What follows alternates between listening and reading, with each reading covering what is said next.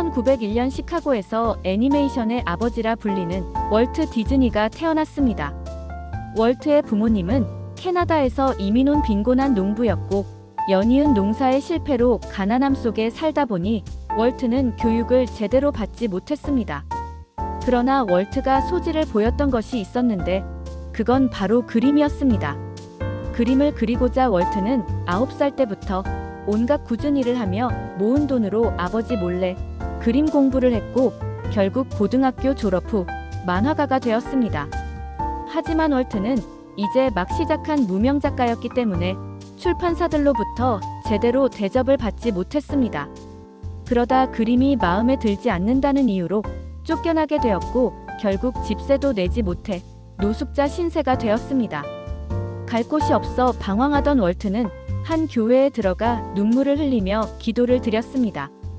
월트의 기도 소리를 듣고 안타깝게 생각한 교회의 목사님은 교회의 작은 창고를 안식처로 내어주었습니다.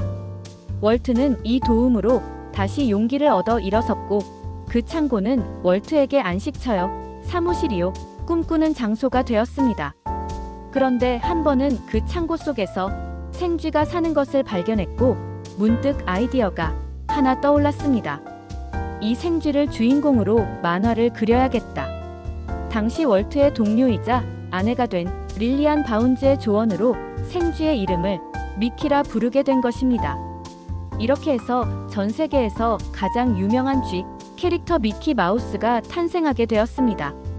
월트 디즈니는 모두가 불가능하다고 말하는 장편 애니메이션을 만들었고 모두가 기적이라 말했습니다. 그러나 이것은 기적이 아닌 단 한 번도 꿈을 포기하지 않으면서 일궈낸 노력의 결과일지도 모릅니다. 오늘의 명언. 시작하는 방법은 그만 말하고 이제 행동하는 것이다. 월트 디즈니.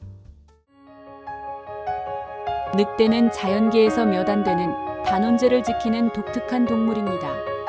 애처가라고 할 정도로 수컷 늑대는 암컷이 죽기 전까지 절대 바람을 피우지 않으며 오직 일부일 처제만 보수합니다.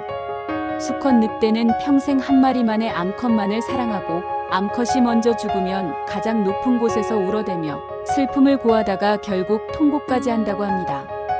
또 수컷 늑대는 자신의 암컷과 새끼를 위해서 다른 천적들과 싸우기도 하며 암컷이 죽어서 간혹 재혼한 수컷 늑대라도 과거의 새끼들까지도 책임지고 키운다고 합니다.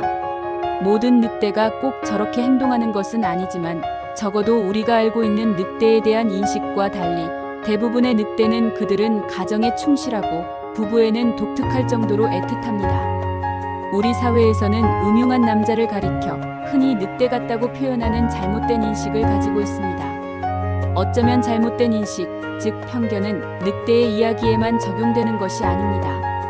자신이 알고 있는 내용과 사실이 다르지만 자신의 지식만을 옳다고 믿는 경우도 적지 않기 때문입니다.